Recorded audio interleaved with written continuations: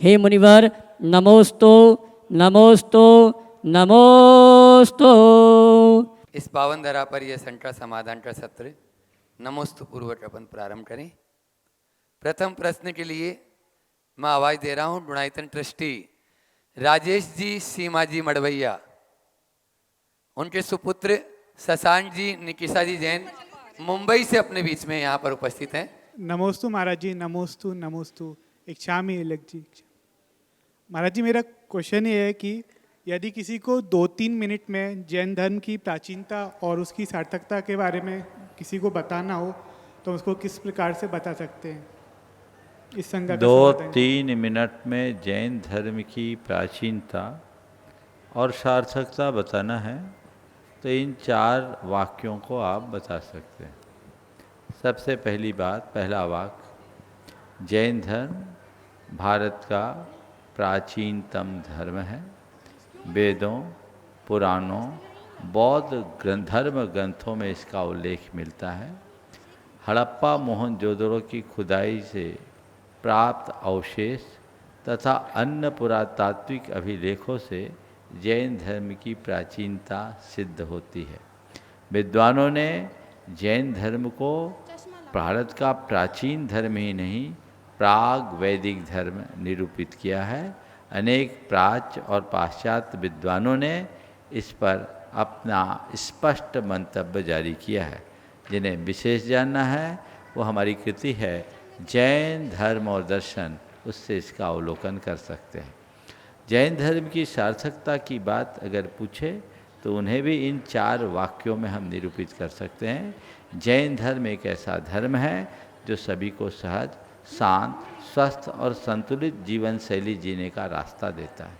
अहिंसा जैन धर्म का प्राण है। जियो और जीने दो जैनों का मूल उद्घोष है। जैन धर्म एक ऐसा धर्म है जो हमें वैचारिक सहिष्णुता और संवेदनशीलता के साथ सअस्तित्व मूलक जीवन जीने का आधार देता है। अहिंसा, अनेकान, अपरिग्र और शाद्वाद जैन धर्म के मूल आधार स्तंभ है। आज विश्व को इनकी सर्वाधिक आवश्यकता है और इन्हें हम आत्मसात करके पूरे विश्व में शांति और सद्भाव की स्थापना कर सकते हैं। नमोस्तु महाराज जी, नमस्कार। श्रीमती दीदी जी तपस्विनी जैन बहादुरपुर से अपने बीच में। दोनों महाराज जी के चरणों में मेरा 3 बार नमोस्तु नमोस्तु नमोस्तु। सभी छोलक जी को इच्छामि इच्छामि इच्छामि। गुरुदेव, मेरा प्रश्न ये है, यदि कोई व्यक्ति हमारे बारे में नेगेटिव थॉट रखता है और हमारे सामने नॉर्मली बिहेव करने का नाटक करता है तो हम उससे कैसे पहचान सकते हैं या उससे कैसे बच सकते हैं? अगर नेगेटिव थॉट कर रखता है और हमारे प्रति नॉर्मल बिहेव करने का नाटक करता है तो हम समझ ले वो नाटक कर रहा है और नाटक को नाटक मान लें। हम उस नाटक को भांपते हुए जैसे कभी समझ भी नहीं पाते कि वो हमारे प्रति रख रहा है। थोड़ा समझने की कोशिश करो, जल्दी किसी पे भरोसा मत करो। नमोस्तु महर्षि, नमोस्तु। इसमें रांची से विनोद जी झांझरी सब अपने यहाँ पर उपस्थित हैं, वे तैयार रहेंगे। दुई महाराजियों को चरणों में नमोस्तु नमोस्तु। शोलक महाराजियों को स्वामी स्वामी। महाराज श्री, बड़ा संवेदनशील मुद्दा है। मैं पूछना तो नहीं चाह रहा था लेकिन मेरे मन में रोका नहीं गया। आज के युग में नवयुवक और नवयुवक क्या 50-60 साल की उम्र तक वाले भी धर्म भी कर रहे हैं और रात की पार्टियों में दूसरे सेवन भी कर रहे हैं। ये बड़ा ही एक विडंबना है। थोड़ा इस पे आप देखिए, बहुत बड़े भटकाव का संकेत है। आज की पीढ़ी आधुनिकता की होड़ में इस तरह की क्रियाओं में लगने लगी है और एक नया कल्चर आज विकसित हो गया है, वो नाइट लाइफ का। युवक हो या युवती, अध्ययन काल से ही उनकी शुरुआत हो जाती है और क्लब कल्चर के विस्तार के कारण लोगों की ये प्रवृत्ति हो गई। इसके बड़े नुकसान भी हैं क्योंकि शनिवार की रात और रविवार लोग थोड़ा बहुत बचता तो आके रविवार को धर्म ध्यान करते, शनिवार रात में घर 2 बजे लौटेंगे तो क्या होगा, सब ओवरलोडेड रहते हैं तो हालत सबकी खराब होती है। और ये भटकाव है। हमें ऐसे लोगों को सही बात सिखाने और समझाने की ज़रूरत है। उन्हें ये बात समझाने की आवश्यकता है कि आधुनिकता की इस अंधी दौड़ में वे अपना कितना नुकसान कर रहे हैं। इससे व्यक्तिगत, पारिवारिक और सामाजिक चेतना का कितना ह्रास हो रहा है। हमारी धार्मिक और सांस्कृतिक चेतना किस प्रकार नष्ट हो रही है। यदि ये सब बातें हम गहराई से बताएं तो बदलाव आ सकता है। जी नमोस्तु महाराज, नमोस्तु। गुरुवर के संग में रहकर जिन्होंने साधना की और उत्मार्थ को प्राप्त किया, आप सभी परिचित भी हैं। ब्रह्मचारी शांति कुमार जी बाबा जी, हम लोग साथ में दोनों बहुत रहे और गुरुवर ने बहुत सामीप्य दिया और अंत में भी गुरुवर के चरणों में उनकी समाधि हुई। ऐसे शांति कुमार जी बाबा जी के आज सुपुत्र विनोद जी यहाँ झांझरी अपने बीच में रांची से यहाँ उपस्थित हैं। मैं चाहूँगा जोरदार तालियों से उनका स्वागत करें। और राजेश जी पारस होम्स और रोहित जी, अनुभव सराफ जी और रोहित भैया, दोनों नवरत्न वहीं पर जाकर उनका स्वागत अभिनंदन कर दें। स्नेह लता जी, हाँ स्नेह लता जी और विनोद जी, उनका स्वागत अभिनंदन कर देंगे। वे अपना प्रश्न गुरु चरणों में करें और उसके बाद में तैयार रहेंगे। अपने बीच में कोलकाता से जय कुमार जी सुलोचना जी, वे अपने प्रश्न के लिए तैयार रहें। हाँ। नमोस्तु महाराज श्री, नमोस्तु महाराज श्री, नमोस्तु महाराज जी। क्षामी गुरु जी, क्षामी महाराज श्री। मेरा एक प्रश्न है कि एक वेदी के ऊपर अगर एक दूसरी वेदी विराजमान होती है तो उचित है क्या? हो सकती, कोई बाधा नहीं। अलग अलग तल्ले पर वेदी विराजमान करने का विधान है, कर सकते। धन्यवाद। चलिए। नमोस्तु महाराज। हाँ। एक बार जोरदार ताली बजा दीजिए फिर से विनोद भैया के लिए। और उसके बाद में जय कुमारी सुलोचना जी पूरे परिवार के साथ में यहाँ पर उपस्थित है। नमोस्तु भगवान, नमोस्तु भगवान, नमोस्तु महाराज जी, नमोस्तु महाराज जी, नमोस्तु। इच्छामि इच्छामि इच्छामि। पिछले जन्म और अगले जन्म पर विश्वास कैसे करें महाराज जी? पिछले जन्म और अगले जन्म पर विश्वास कैसे करें भैया? जिसका आगा पीछा नहीं उसका बीच कैसे होगा? अगर ये जन्म है तो इसके पहले भी कुछ होगा, और आज है तो आने वाले कल में भी कुछ होगा। सत्य का विनाश नहीं होता और असत्य की कभी उत्पत्ति नहीं होती। अकाट सत्य है। इस सत्य को पहचानते हुए हमें इस पर विश्वास करना होगा। जस नथी पुरो पच्छा तस मज्जो कुआसिया। जिसका आगा पीछा नहीं उसका बीच भी नहीं हो सकता। हालांकि इस दिशा में अनेक शोध हुए। एक वैज्ञानिक हुए स्टीवेंसन, उन्होंने विश्व भर की 200 से अधिक ऐसी घटनाओं का विश्लेषण किया है जो पुनर्जन्म विषयक मान्यताओं की पुष्टि करते हैं। उसमें उन घटनाओं को लिखा कि अमुक आदमी को समझ में आया कि मैं पूर्व जन्म में ये था, और उसको पूरा चिन्हित किया गया तो बिल्कुल जैसा जैसा उसने बोला वो निकला। कई घटनाएं तो ये आई कि किसी के अगर माथे पे गोली लगने से उसकी मृत्यु हुई तो नए जन्म में माथे पे गोली का निशान। एक केस उन्होंने ऐसा बताया जिसमें उसका हाथ कटा था और उसके हाथ में कटे के निशान। ये बड़े आश्चर्यजनक बात है। स्टीवेंसन बहुत पहले, लगभग ये 40 साल पहले का शोध है। इन 40 वर्षों में तो न जाने और कितना शोध हो गया होगा। तो हमें इन सब बातों को स्वीकार करना ही चाहिए। नमोस्तु महाराज जी, नमस्ते। दोनों महाराज जी के चरणों में मेरा नमोस्तु, पांचों चुल्लक जी के चरणों में मेरी इच्छा में। महाराज जी, नवरात्रि में दुर्गा आदि देवों की पूजा होती है, उन्हीं दिनों में विधान की परंपरा क्यों? क्या हमारे शास्त्रों में नवरात्र में मनाना चाहिए? विधान करना अच्छी बात है, पर नवरात्र में क्यों? जब हम लोग आ रहे थे महाराज जी। नवरात्रि वैदिक परंपरा के अनुसार एक बड़ा पर्व है। इन दिनों पूरे देश में एक धार्मिक वातावरण रहता है, छुट्टियां भी रहती हैं। तो जिस मान्यता में जैसी परंपरा है वो अपनी परंपरा का अनुकरण करे। जैन धर्म में तीर्थंकर परमात्मा की पूजा होती है, देवी देवताओं की पूजा की कोई मान्यता नहीं है। इसलिए नवरात्रि जैसे मौके पर किसी प्रकार का देवी देवताओं के पूजा मूलक विधि विधान जैन धर्म में नहीं होता। जिनकी मान्यता वो करते हैं तो वो उनकी मान्यता है, उनकी परंपरा है, उनकी आस्था है, उस पर कुछ भी कहना हम लोगों के लिए उचित नहीं। रहा सवाल जैनियों के यहाँ पूजा विधान करने का, तो जैनियों के यहाँ पूजा विधान के लिए कोई ऐसा नहीं है जब चाहो तब कर लो। छुट्टी का फायदा उठाकर आप पूजा अनुष्ठान करते हैं तो कोई हानि नहीं है, आप कर सकते हैं।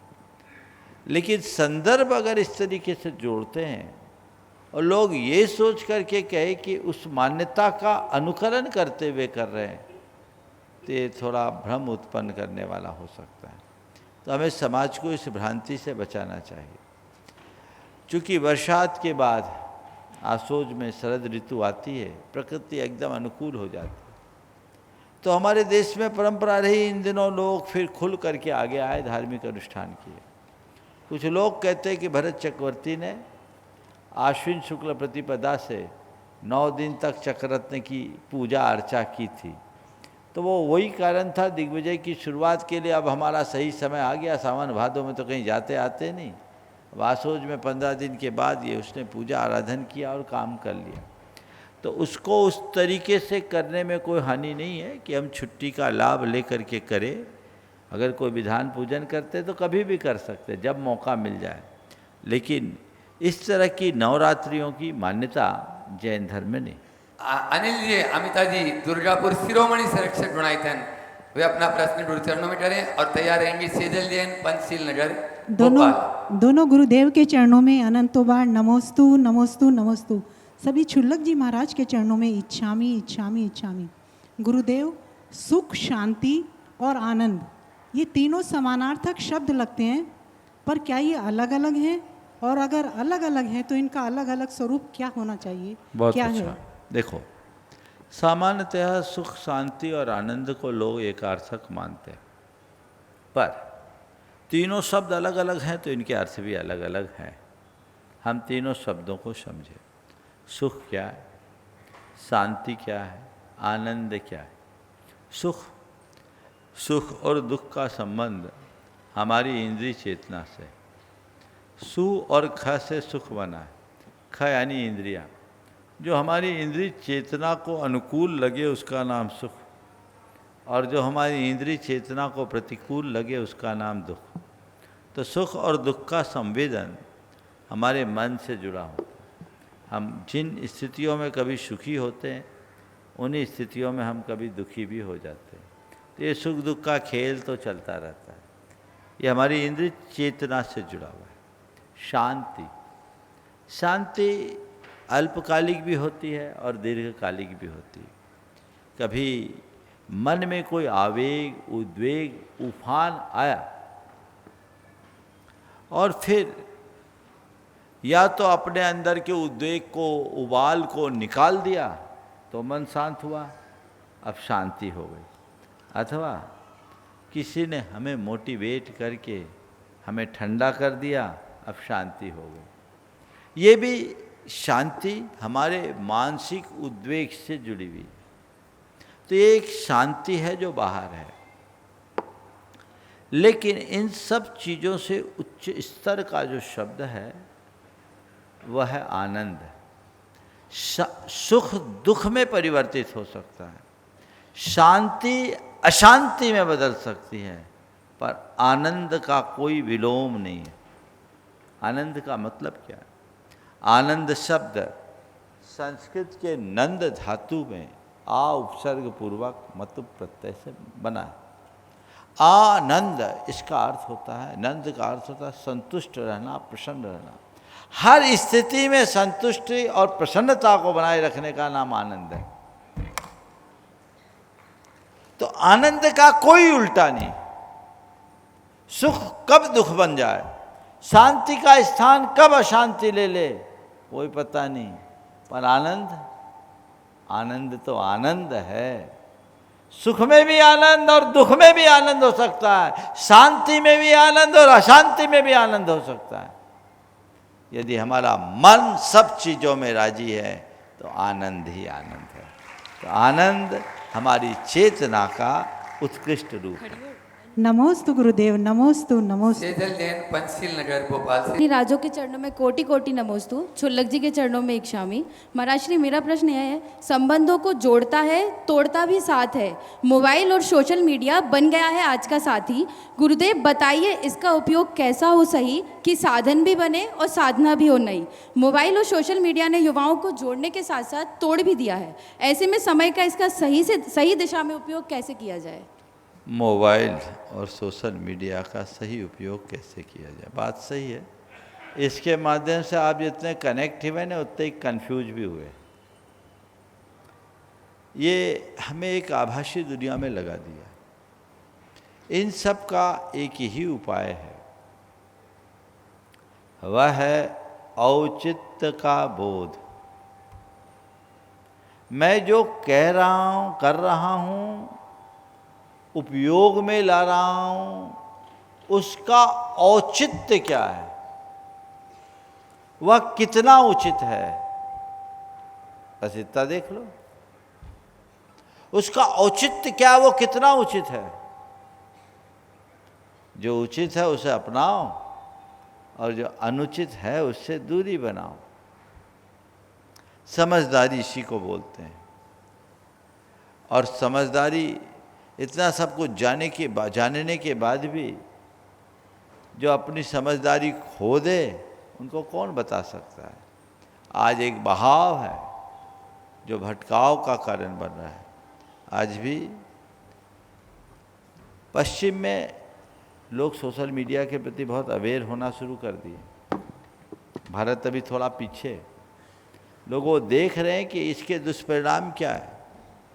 और दुनिया के जितने बड़े लोग हैं जिन्होंने शिखर का स्पर्श किया है, वे लोग आज भी सोशल मीडिया का बहुत न्यूनतम प्रयोग करते हैं। ये एक संसाधन है जानकारी को जुटाने का, तो ये जी का जंजाल है व्यर्थ की बातों में उलझाने का। अब हमें तय करना है कि हम इन्हें एक श्रेष्ठ साधन के रूप में अपनाते हैं या इन्हें अपनाकर इनमें ही उलझ जाते हैं। नमोस्तु महाराज। अनूप कुमार जी जैन, चूनाभट्टी से अपने बीच में गुणायतन ट्रस्टी। नमोस्तु गुरुदेव, इच्छामी। मेरा शंका यह थी गुरुदेव कि आचार्य भद्रबाहु के उपरांत जैन परंपरा दो में विभाजित हुई, दिगंबर और श्वेतांबर। तो आचार्य पद की दृष्टि से देखें तो श्वेतांबर परंपरा अक्षुण्ण रही, क्योंकि समय शिखर जी के पास मैंने एक पट्टिका देखी है कि उनकी परंपरा अक्षुण्ण रही। पर दिगंबर परंपरा में बीच में अवरोध आ गया। आचार्य शांति सागर जी द्वय के माध्यम से पुनः दिगंबर मुनि परंपरा शुरू हुई। तो इसके पीछे क्या कारण रहा गुरुदेव कि बीच में श्वेतांबर कंटिन्यू रही और दिगंबर बीच में रुक गई? देखिए, ये बात सच है कि आचार्य भद्रबाहु के काल से जैन धर्म की परंपरा दो विभागों में बट गई, दिगंबर और श्वेतांबर। और ये बात भी सही है कि एक लंबे समय तक हमारी आचार्य परंपरा निर्बाध चलती रही। एक कालखंड ऐसा आया जिसमें दिगंबर परंपरा पर आँच आई और उस कालखंड में दिगंबर साधुओं के स्वतंत्र और निर्बाध विहार विचरण में कठिनाइयाँ हुई। धीरे फिर भी यत्किंचित मुनिराज रहे, लेकिन 19वीं शताब्दी के अंत और 20वीं शताब्दी के प्रारंभिक वर्षों में एक समय ऐसा आया कि कोई मुनि नहीं रहे। उस समय चारित्र चक्रवर्ती आचार्य शांति सागर महाराज का आविर्भाव हुआ, उनने प्रवर्तित किया। इसे काल के दोष के रूप में ले सकते हैं, क्योंकि दिगंबर मुद्रा में विचरण में लोगों को बाधा थी, दूसरी परंपरा में लोगों को उस तरह की कोई बाधा नहीं थी, इसलिए वो परंपरा चलती आई, हम सबके साथ दिक्कत आई। और अगला प्रश्न कर रहे हैं श्री विद्या प्रमाण गुरुकुलम के 7वीं क्लास के छात्र आगम राहुल जी जैन। द्वय मुनि राजों के चरणों में मेरे व मेरे परिवार की ओर से त्रिवार नमोस्तु नमोस्तु नमोस्तु। शुल्लक महाराज जी के चरणों में इच्छामि इच्छामि इच्छामि नमोस्तु महाराज श्री। मेरा प्रश्न यह है, हम बीजाक्षर पढ़ते हैं, जो शब्द छोटे रहते हैं लेकिन उनके अर्थ बहुत बड़े होते हैं, इन्हें हम शांति धाराओं में भी पढ़ते हैं, तो महाराज श्री इन बीजाक्षरों को पढ़ के हमें कितना पुण्य लगता होगा? बहुत अच्छा सवाल। बीजाक्षर शब्द छोटे होते, अर्थ गहरे होते। बीजाक्षर कहते किसको? जैसे एक बट का बीज होता है ना, वही बीज विकसित होता है तो बट वृक्ष का रूप ले लेता। ऐसे ऐसे अक्षर जो अपने आप में बहुत लघु हैं, छोटे हैं, लेकिन उसमें ब्रह्मांड का संपूर्ण रहस्य समाया हुआ है, जिसके अंदर की शक्ति यदि प्रस्फुटित हो तो अनंत हो सके, इसको बोलते हैं बीजाक्षर। पूछा है कि बीजाक्षरों के प्रयोग से हम लोगों को कितना पुण्य मिलता है। बीजाक्षरों के उच्चारण से जो धन्यात्मक प्रस्फोट होता है वो हमारे पाप के क्षय का कारण होता है और उससे उत्पन्न विशुद्धि अनंत गुनी पुण्य के बंध का कारण बनती है। समझ गए? लेकिन कोई भी बीजाक्षर गुरुओं के मार्गदर्शन के बिना उपयोग में मत लेना, नहीं तो कई बार उल्टा असर भी पड़ जाता है। नमोस्तु महाराज। अनीस शैलेंद्र जी जैन 6वीं क्लास के छात्र हैं। दोनों महाराज जी के चरणों में मेरा बारंबार नमोस्तु नमोस्तु नमोस्तु। छोलक जी को एक चामी। महाराज जी, मेरा प्रश्न था कि हम अभिषेक के पहले मंगलाष्टक क्यों पढ़ते हैं?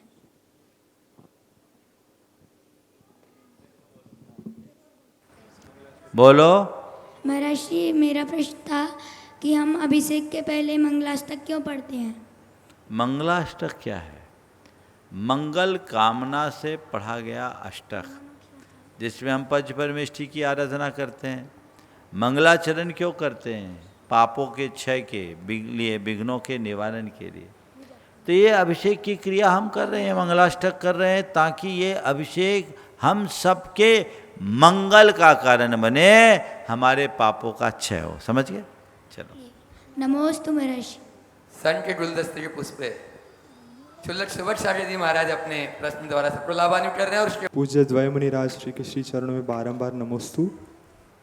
महाराज श्री, व्यक्ति अपने आप की संतुष्टि के लिए उससे नीचे वाले लोगों के साथ अपने आप को कंपेयर करता है और संतुष्ट हो जाता है कि हम उससे तो अच्छे हैं, लेकिन यदि जैसे उसको विकास करना है तो उसको अपने से ऊपर वाले लोग को देख के प्रेरणा पानी चाहिए। इस विषय में प्रकाश डालने की कृपा करें। नमस्ते। बहुत अच्छी बात है। अपने से नीचे वाले को देखना लाभप्रद भी है, तो अपने से नीचे वाले को देखने में बड़ा नुकसान भी है। लाभप्रद कब है और नुकसान कब है? जब मन में हीनता की अनुभूति होने लगे तो अपने से नीचे वाले को देखो, संतुष्टि आएगी। और जब मन में अहंकार आने लगे, अपने से ऊपर वाले को देखो, विनम्रता आएगी। और इसका दूसरा, अगर अपने से नीचे वाले की अपेक्षा अपने आप को बेहतर मान लेंगे तो प्रगति भी रुकती है, जैसा आपने पूछा है। अपने जीवन में नित्य नूतन प्रेरणा बनी रहे, इसलिए हमेशा अपने लक्ष्य को देखना चाहिए। मुझसे पूछो तो मैं कहूँगा, ना अपने से आगे वाले को देखो, ना अपने से पीछे वाले को देखो, बस देखो अपने आप को देखो, अपने ध्येय को देखो, अपने लक्ष्य को देखो। अपना टारगेट क्या है उसे देखने की कोशिश करो। आगे पीछे वालों को देखोगे तो उलझ करके ही रह जाओगे। इसलिए जो है उसे देखने का प्रयास और अभ्यास यदि हम करते हैं, सुनिश्चित तौर पर उसके सुपरिणाम आए। और अगला प्रश्न कर रहे हैं अनर्घ जैन। नमोस्तु महाराज, नमोस्तु महाराज। मेरा यह प्रश्न है, मेरा आज संस्कार हुआ है तो मुझे आगे किन बातों का ध्यान रखना है? बस जिन बातों का संस्कार हुआ मन में एक बात बनाओ कि मुझे सच्चा और पक्का जैन बनना है। समझ गए? अष्टमूल गुणों का धारण किया ना आपने, इन्हें अपने जीवन की सबसे बड़ी संपत्ति मान करके चलना और इसे कभी खोना नहीं। ठीक है? बहुत बहुत आशीर्वाद। नमोस्तु महाराज। रांची से अपने बीच में चंद्रकला जी पाटनी। मेरी तरफ से, जगत के सब जीवों की तरफ से और रांची वालों की तरफ से मुनि राजों के चरणों में नमोस्तु। सब छुल्लक जी महाराज के चरणों में इच्छामि। महाराज श्री भव्य जीव अपने जीवन में कौन कौन से कार्य नहीं कर सकता, जिससे कि हमें पता चले कि हम अपना अंदर का आकलन कर सके कि हम भव्य हैं कि अभव्य हैं। एक बात बोलूं, जो काम हम जो भव्य कर सकता है, सब काम अभव्य भी कर सकता है। सम्यक दर्शन की 5 लब्धियों में 4 लब्धियां भी भव्य कर सकता है आरंभिक। जो नहीं कर सकता उसको कैसे जाने? वो एक ही काम है जो अभव्य के बस का नहीं है, वह है भगवान के समो शरण में श्री मंडप में प्रवेश। समो शरण में चला जाएगा, लेकिन प्रारंभिक 7 भूमियों में मंडराता रहेगा। श्री मंडप भूमि में पहुंचने का सौभाग्य उसे नहीं मिलता। समझ गए? तो अब आज के युग में तो साक्षात भगवान का समोशरण नहीं है। हम अब कैसे जाने? तो मैं इसे दूसरे तरीके से कहता हूँ। हालांकि ये बड़ा स्थूल है, इसे भावनात्मक रूप में लेना, सैद्धांतिक रूप में मत लेना, लेकिन मैं ये कह सकता हूँ जिस व्यक्ति को भगवान और उससे अनुराग न हो और भगवान के द्वारा प्रतिपादित तत्व के प्रति अनुराग न हो, तो समझना इसके भव्यत्व में संशय है। मैं अभव्य तो नहीं कह पा रहा हूँ, लेकिन उसके भव्यपने में संशय जरूर दिखता है। एक आचार्य ने अभव्य की स्थूल पहचान बताते हुए लिखा है, तत्प्रति प्रीति चित्तेन येन वार्तापि हि श्रुता निश्चितम स भवेद भव्य भावी निर्वाण भागिन। भगवान के वचनों के प्रति प्रीति चित्त होकर जो उनकी वाणी को सुनता है, वो भावी निर्वाण का भागी निश्चित रूप से भव्य हो सकता है। हालांकि मैं एक बात और कहूँगा, सुनो ध्यान से। काहे को झगड़े में पड़ रहे हो कि हम भव्य हैं या अभव्य हैं? मैं तो नहीं पढ़ता। क्यों? अगर मैं अंदर से अभव्य हूँ तो मुझे कोई भव्य नहीं बना सकता, और भव्य हूँ तो अभव्य नहीं बन सकता। ये तो सत्य है। तो जो हूँ सो हूँ, और आज नहीं अनादि से हूँ, अनंत काल तक वही रहना है। भव्य रहूँगा तो उसका अंत होगा, अगर कहीं अभव्य हुआ तो अनंत होगा। तो मुझे क्या करना है? मुझे केवल भगवान की दिव्य वाणी का श्रद्धालु होना है। भगवान की वाणी का श्रद्धानी बनो। भगवान ने क्या कहा कि धर्म धरोगे, आत्मज्ञान के साथ मोक्ष पथ पर चलोगे तो भाव सागर से तरोगे। तो जिससे मेरा कल्याण संभव, मैं उसी में लगूं ना। उलझन में काय को फंसूं कि भव्य हूं कि अभव्य। अगर कुछ और होंगे तो क्या बिगड़ेगा? कुछ बन जाएगा क्या, या बिगड़ जाएगा क्या? जो है सो है। हाँ, भगवान के उपदेशानुसार आचरण करोगे तो कम से कम सुखी रहोगे। बोलो, संयम को अगर कोई भव्य पाले या अभव्य, क्या दुखी होगा? अहिंसा का पालन एक भव्य करे या अभव्य, क्या दुखी होगा? ऐसा तो नहीं कि अहिंसा भव्य को फले और अभव्य को ना फले। ऐसा तो नहीं कि संयम भव्य को फले अभव्य को ना फले। ऐसा तो नहीं कि तपस्या भव्य को फले अभव्य को ना फले। अरे जो अंदर से तपस्या करता है वो हर पल निराकुल होता है, उसके जीवन में आनंद होता है। जिसके अंदर संयम होता है उसके जीवन में संतुष्टि होती है, और जो अहिंसा का आचरण करता है वो हमेशा सुखी होता है। ये भगवान ने कहा है, हम उस पर उसको आत्मसात करके चले और अहिंसा, संयम और तपोमय जीवन अपनाएं, जिससे हर पल आनंद का भाव जगाएं, आत्मा की अभिरुचि जगाकर, आत्मज्ञान से जुड़कर अगर हम आगे बढ़ेंगे तो हमारा कल्याण होगा। इसलिए मैं सबसे कहता हूँ, इस गणित में मत उलझो कि मैं भव्य हूँ या अभव्य। अपने आप को पक्का भव्य समझो। क्या समझो? मैं तो यही मानता हूँ। ये बात सच है कि इसका कोई पता नहीं कि अंदर से मैं क्या हूं, पर मेरा विश्वास है कि मैं भव्य हूं,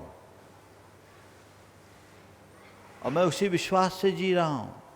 और न केवल मैं अपने आप को भव्य मानता हूं, मैं भव्य होने के साथ साथ रत्नत्रय का धारी मुनि मानता हूं। रत्नत्रय से युक्त अपने आप को मुनि मानता हूं, वो रत्नत्रय जो मुझे भवसागर से पार उतारेगा। अगर कदाचित मैं थोड़े से अपने ऊपर डाउट क्रिएट कर लूं कि कहीं मैं अभव्य हुआ तो मेरे अंदर का सारा उत्साह खत्म हो जाएगा और मेरा धर्मानुराग शिथिल हो जाएगा। क्योंकि मैंने पढ़ रखा है कि अभव्य कितनी भी तपस्या करे मोक्ष मिलना नहीं है, तो मैं कहूँगा काहे को चक्कर में पड़ो, मौज करो। गलत दिशा में जाने के लिए कभी उपदेश नहीं होता। आगे बढ़ने की प्रेरणा ही धर्मोपदेश का मूल मंत्र होता है। इसलिए आगे बढ़ते चलिए, इस उलझन में मत उलझिए कौन भव्य है कौन अभव्य है। जिसे देव गुरु धर्म का समागम मिल रहा है, जिसके हृदय में संसार के दुखों के प्रति बड़ा संवेग है, वैराग्य है, जिसके हृदय में भोगों के प्रति अनासक्ति का भाव है, जिसके चित्त में संयम के प्रति लगाव है, मानकर चलो वो भव्य है, उसका भावी निर्वाण बहुत पास है, ऐसा सोच के चलो।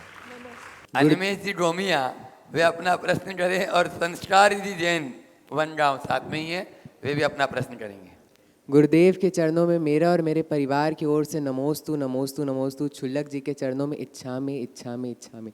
गुरुदेव, मेरा प्रश्न ये है कि क्या ऐसा कहना उचित रहेगा कि जो व्यक्ति अपने आत्मा में स्थित है, साधना कर रहा है, तपस्या कर रहा है, उसके ऊपर कोई भी उपसर्ग होता है तो एक परीक्षा की तरह देखा जाता है, लेकिन जो दिखावे की माया में अटका हुआ है उसके ऊपर अगर कोई उपसर्ग करता है तो वह क्या हो गया? मतलब वह एक तरह से उसके ऊपर वो उपसर्ग सहने का भी तो दिखावा कर सकता है। काय उलझ रहे हो?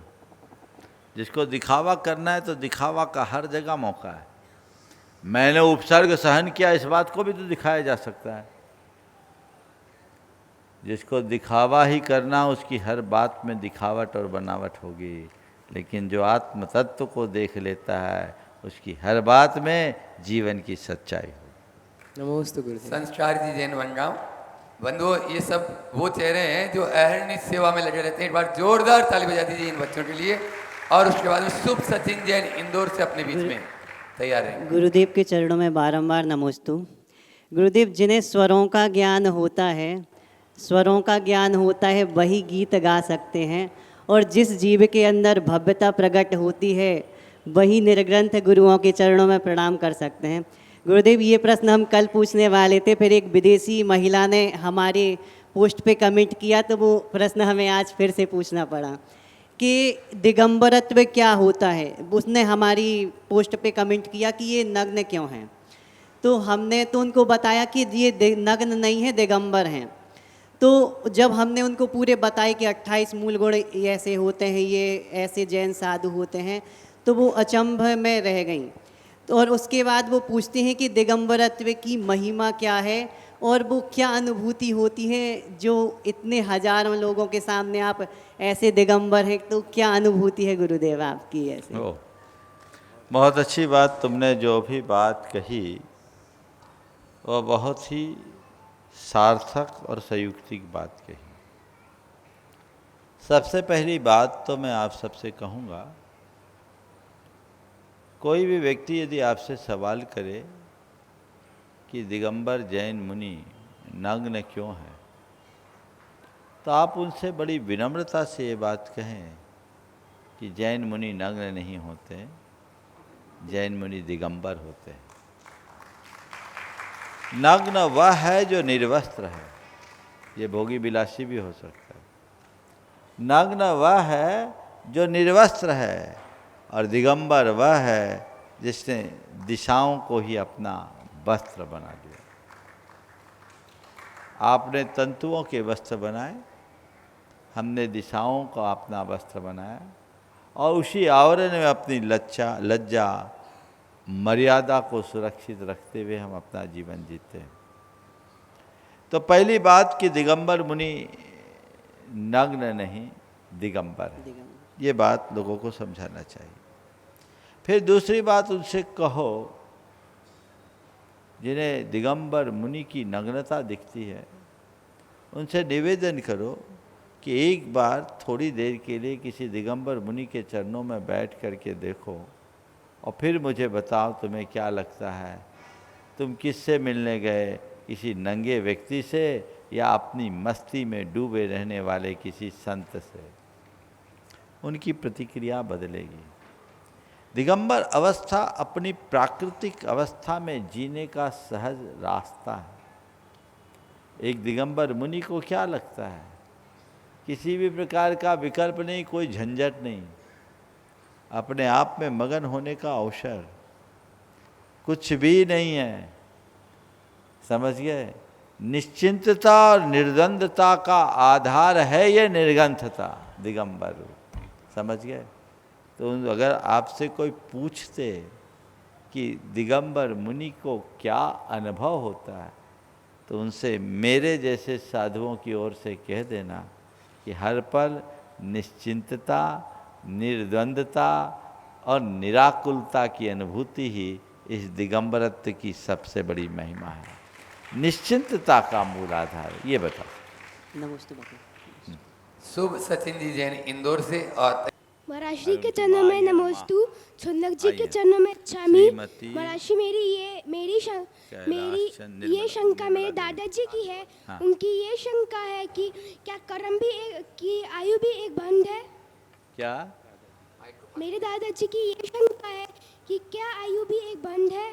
आयु भी एक बंध है, आयु एक कर्म है, तो कर्म के बंध में आयु का भी एक बंध होता है जो हमेशा होता है। ठीक है? हाँ। सुनीता दीदी बासा। गुरुवर के चरणों में नमोस्तु, मुनिवर के चरणों में नमोस्तु, जब छुल्लक जी के चरणों में इच्छा में। महाराज जी, हम लोगों ने सिद्धचक्र मंडल विधान बचपन से सुना किया, लेकिन जो संस्कृत वाला सिद्धचक्र महामंडल विधान है, इसकी विशुद्धि अलग होती है। अलग होने के साथ में अगर हम अकेले करें तो हम उस विधान को इतनी विशुद्धि के साथ नहीं कर पाते। तो इसमें हमारी क्या कमी है, या हमारा इसमें उपयोग नहीं लगता, या इसको हम क्या माने कि हमारा अंतराय कर्म है विशुद्धि कम होने में? ये बात सच है कि सिद्ध चक्र महामंडल विधान जैन परंपरा का सबसे महिमाशाली विधान है। यह पुण्य के बंध के साथ साथ पाप की निर्जरा का भी हेतु है। ऐसी मान्यता है कि किसी गृहस्थ के जीवन काल में जो भी जाने अनजाने के पाप हैं, उन पापों का प्रक्षालन एक बार सिद्ध चक्र महामंडल विधान के अनुष्ठान से होता है। और इस विधान में भी जो संस्कृत का विधान है वो मूल विधान है, क्योंकि इसमें संपूर्ण आराधना होती। एक एक मंत्र के 9 बार उच्चारण करने से बड़ा अंतर आता है। और यहाँ जब आप विधान करेंगे तो यहाँ मंडल विधान है, सिद्ध चक्र महामंडल। प्राय लोग जब विधान करते हैं वहाँ मांडना बनाते हैं, मंडल की संरचना नहीं करते। ये मंडल युक्त संरचना आप देख रहे हैं, ये सब जगह लिख रहे हैं। अभी पूरा विमान लग गया, कल से यहाँ भव्य जिनालय का रूप आप सबको देखने को मिलेगा। लगभग पूरा सब सज गया है, केवल अब भगवान की कमी है जो कल प्रातःकाल विराजेंगे। और उसके बाहर ये जो आपको दिख रहा है ये मंडल है, बीजाक्षर युक्त मंडल।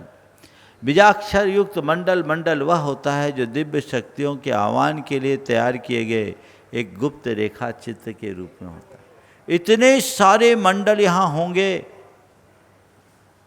उनकी साक्षी में जब आप अनुष्ठान करेंगे तो उसका प्रभाव और प्रबल होगा, उसकी शक्तियां विकसित होती है।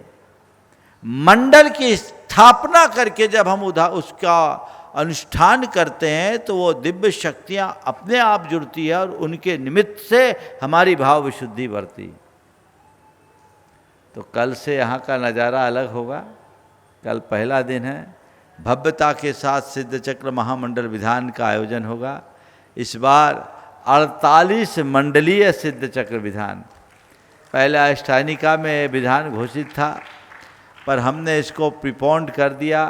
लोगों को बहुत तकलीफ हुई, बहुत लोगों को शिकायत है महाराज अष्टानिका में होता तो हम लोग आ सकते थे। बहुतों को कठिनाई दीपावली के बीच सामने आने से, लेकिन जिनका पुण्य प्रबल था उन सबको मौका मिल रहा है। हमने कहा भैया आगे का हमारा ठिकाना नहीं है, अब ये आपके भाग्य के ऊपर निर्भर करता है, लेकिन जो है वो लाभ आप ले सकते हैं। ये लोग बोल रहे थे बार बार कि महाराज थोड़ा रुक के करे तो बहुत बृहद विधान हो जाएगा, बृहद विधान हो जाएगा। हमने कहा दिवाली के पहले जो करना है सो तुम कर लो, दिवाली के बाद का हमारा ठिकाना नहीं। तो ये लोग भी बोले महाराज जो मिल जाए वही अच्छा, लेकिन मुझे बहुत प्रसन्नता है कि दीपावली के एकदम निकट होने पर भी आज 48 मंडल का भव्य आयोजन यहाँ संपन्न होने जा रहा है। और सब लोग जिनका जिनका प्रबल पुण्य का योग था वे सब लाभान्वित हो रहे हैं। तो निमित्त नैमित्तिक संबंध है। जिनने पहले विधान किया उन सबको पता है। कुछ परिवार तो ऐसे हैं जो कोई मौका नहीं छोड़ते, हर बार सिद्ध चक्र की आराधना करने के लिए आते हैं अपने परिवार के साथ।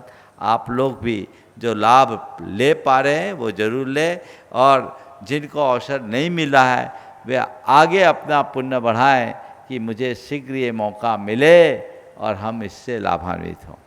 निर्मला जी प्रश्न पूछ रहे हैं? हाँ।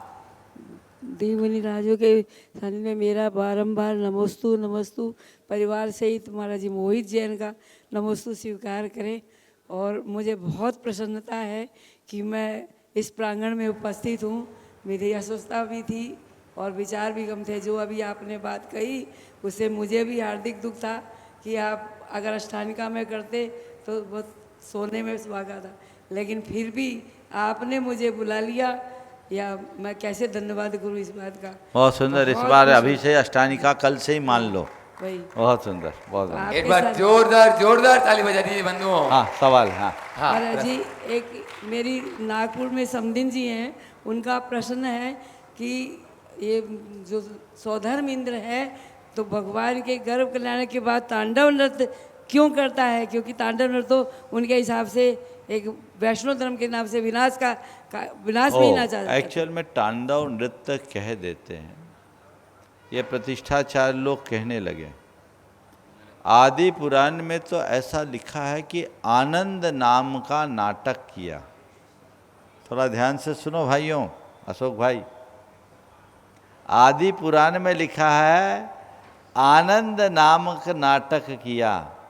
थोड़ा खोजो ये तांडव कहाँ से घुस गया। तांडव मचा दिया कहते हैं ना, ये महाकाल का तांडव माना जाता है। पर इंद्र जो नृत्य करता है वो इंद्र जैसा नृत्य होता है, वो एक अद्भुत नृत्य होता है। इसलिए तांडव संज्ञा तो मेरे स्मृति के अनुसार नहीं, आदि पुराण में आनंद नाटक है। और वो नाटक आप लोगों को एकदम जीवंत रूप में गुणायतन में देखने को भी मिलेगा। उसकी पूर्ण संरचना हो गई। कैसे इंद्र ने भगवान के कल्याणकों के समय में नृत्य किया था, उसी इंद्र के नृत्य की साक्षात अनुभूति भी आप लोगों को गुणायतन में देखने को मिलेगी। ओ आगे पहले सूचना दे दें। आइएगा बंधुओं, जैसे कि आप सभी के लिए मालूम है, कल प्रातःकाल की मंगलमयी बेला से सिद्धों की आराधना प्रारंभ होने जा रही है और प्रातःकाल से ही घट यात्रा के साथ में यहाँ का शुभारंभ होगा। मंत्रोच्चार के साथ में मंदिर जी में ही मंगलाष्टक आदि की मांगलिक क्रियाएं संपन्न होंगी। घट यात्रा आदि वहाँ से हम प्रारंभ करके ध्वजारोहण करेंगे और सभी श्री जी को, जो आप चैत्यालय देख रहे हैं, रजतमयी चैत्यालय, इन चैत्यालयों में विराजमान करेंगे और इसके साथ ही यहाँ पर सिद्धों की आराधना का आगाज होगा। इस विशालतम भव्यतम पांडाल से मंगलाष्टक, अभिषेक, शांति धारा के साथ में पूज्य महाराज श्री की मंगल देशना का सौभाग्य भी होगा और कल ही प्रातःकाल 8 अर्घों के माध्यम से हम प्रथम दिवस के विधान को संपन्न करेंगे। बाहर से भी सभी पुण्यार्जक, सभी मंडल पुण्यार्जक लगभग यहाँ पर आ चुके हैं। कल प्रातःकाल यहाँ का नज़ारा ही कुछ अलग होगा। सभी रंगीन वेशभूषा में, इंद्र इंद्राणी की वेशभूषा में पुण्यार्जक के रूप में यहाँ पर इस मंच पर और इस भव्यतम पांडाल में होंगे। आप सभी समय से पधारें। प्रातः 6 बजे जिनालय में आप सभी लोग पहुँचें।